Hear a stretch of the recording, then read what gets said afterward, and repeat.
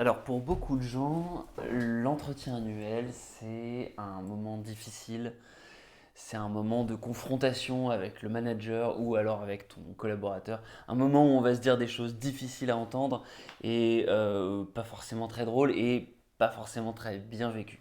Du coup, j'avais envie de faire cette vidéo pour répondre à Marie, qui est une amie qu'on a été voir à Bruxelles et qui me donnait tout simplement des idées de vidéos. Elle m'a dit, bah tiens, tu pourrais faire une vidéo sur comment mener un entretien annuel, qu'on soit collaborateur, employé, qu'on soit salarié, active worker, ou alors qu'on soit un manager, et pareil, active worker. Et dans les deux cas, un active worker, c'est quelqu'un qui veut essayer de faire le mieux possible, que ce soit tirer vers le haut son collaborateur, ou alors essayer de donner le meilleur dans sa boîte. Donc mon objectif avec cette vidéo, c'est te donner les étapes pour bien préparer ton entretien annuel. Il se trouve qu'on est dans la bonne période au moment où je tourne cette vidéo. On est fin novembre, début décembre 2022. Donc c'est le bon moment pour faire un peu le bilan de l'année. Faire la dernière ligne droite en décembre, tu vas pas tout changer, mais il reste quand même un 12e de l'année à réaliser. Et donc c'est le moment d'anticiper un petit peu les choses et de se poser les bonnes questions pour commencer à préparer un peu ce fameux bilan annuel. Donc un entretien annuel, comme son nom l'indique, c'est pour faire le bilan de l'année. Ça implique qu'il va falloir aller regarder les objectifs qu'on s'est fixés en début d'année. Alors là, pour faire ça, n'hésite pas à aller voir la vidéo que j'avais faite il y a quasiment un an, du coup, où j'avais fait une vidéo bilan de l'année et puis aussi projection sur l'année prochaine.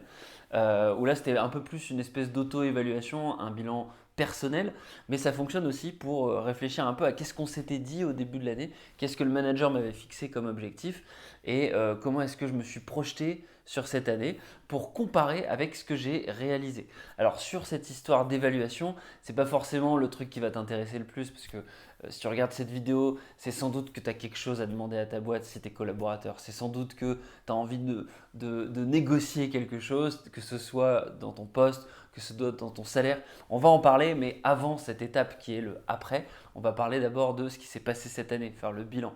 Donc sur ce bilan, y a un framework que j'ai découvert hier d'ailleurs en faisant le résumé du livre Who sur comment en gros embaucher les gens. Il y a un passage sur l'évaluation de la performance qui nous propose de regarder les 3 P. Les 3 P, qu'est-ce que c'est? C'est le P d'abord de past, donc j'évalue mes performances par rapport à mes performances passées. Ensuite, il y a le P de plan, j'évalue mes performances par rapport à ce qui était prévu. Et puis, il y a le P de peers pour les pairs. Et là, je vais évaluer ma performance par rapport aux autres. C'est important de comprendre en fait avec ces 3 P comment est-ce que ta performance va être évaluée. Et c'est important d'avoir ces 3 regards-là.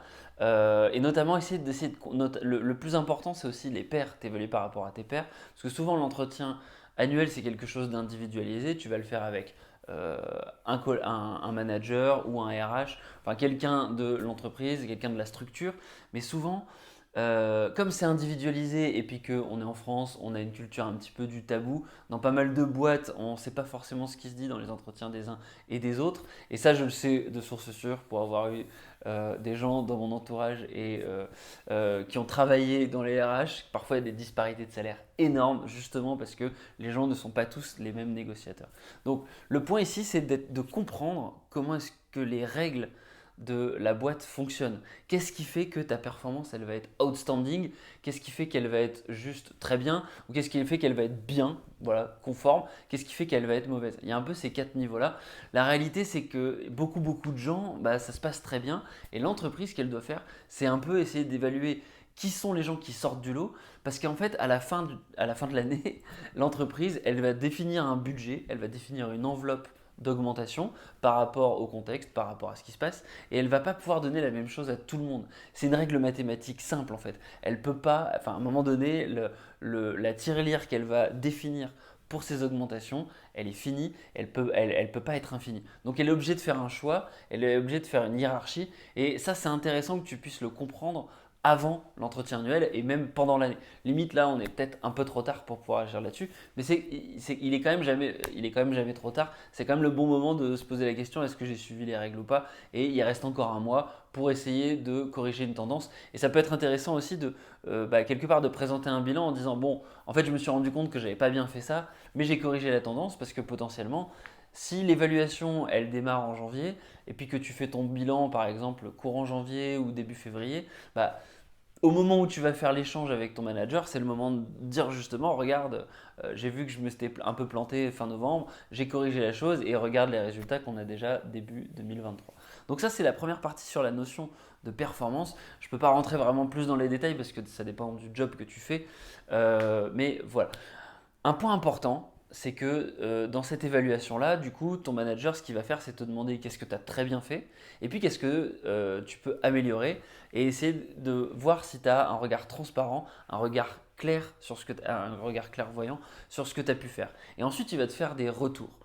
Moi là, j'ai une conviction profonde, c'est qu'un entretien annuel, ça ne doit pas être un moment où on découvre des choses. Et ça, c'est autant de la responsabilité du manager de faire un feedback tout au long de l'année pour faire en sorte que son collaborateur il soit au courant de là où il doit travailler pour s'améliorer, que du collaborateur pour justement faire cet effort de demande de feedback, pour faire cet effort d'auto-évaluation tout au long de l'année et de cet effort de ne pas être en fait avec des œillères et d'être capable aussi d'être conscient des performances des autres et puis comme on l'a dit des règles qu'il faut être capable de comprendre.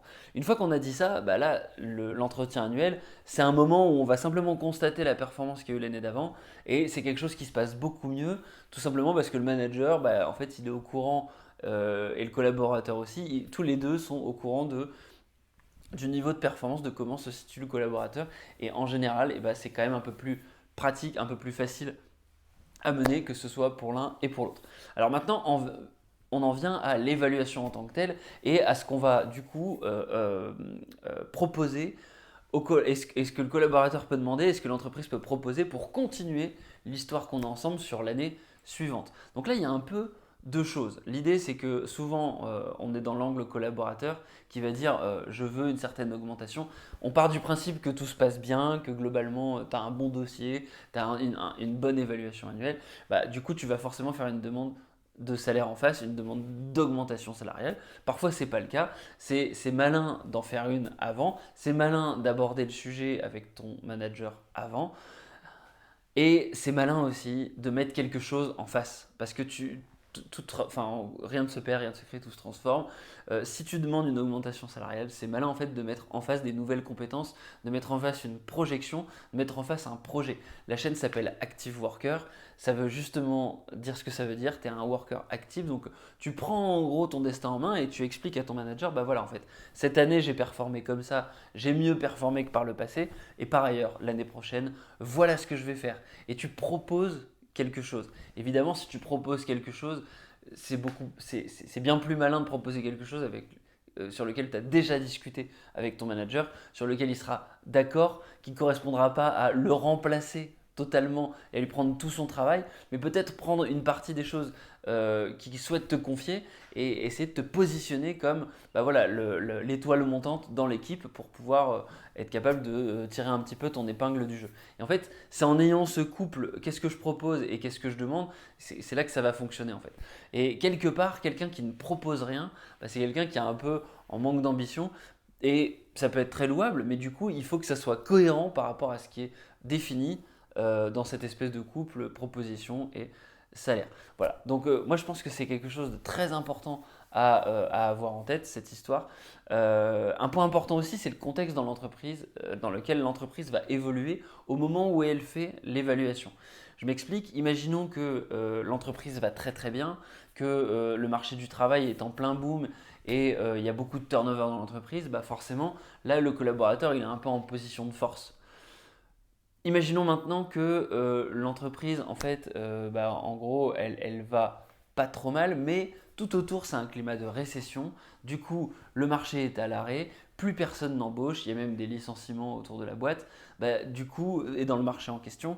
Du coup, forcément, c'est peut-être pas très malin de jouer un petit peu aux terroristes en disant, moi, je veux telle augmentation et je veux telle responsabilité, et sinon je me casse, tout simplement parce que, bah, en fait, t'as nulle part où aller.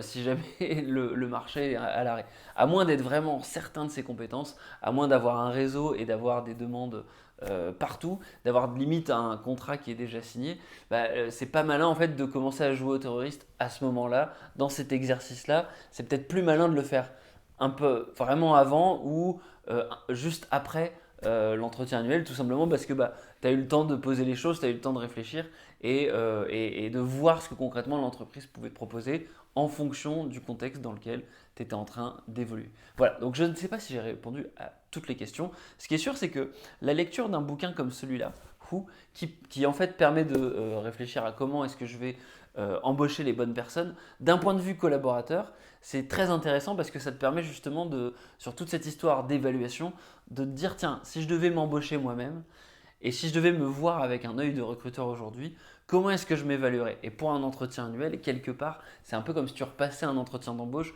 pour rempiler sur un nouveau job qui commence l'année prochaine. Et en ayant cette vision-là, tu n'es pas dans un job qui va rester inerte. Même si ta fiche de poste, elle est censée ne pas évoluer, tu peux faire des propositions pour la faire évoluer. Et si en face, ça ne répond pas à ton envie de mouvement, tu peux du coup te poser des questions, mais en tout cas, tu as tenté de faire des choses. Donc ça, c'est quelque chose d'intéressant. Et puis pour le manager, c'est pareil, c'est intéressant en fait d'avoir différents angles de vue avec ce livre.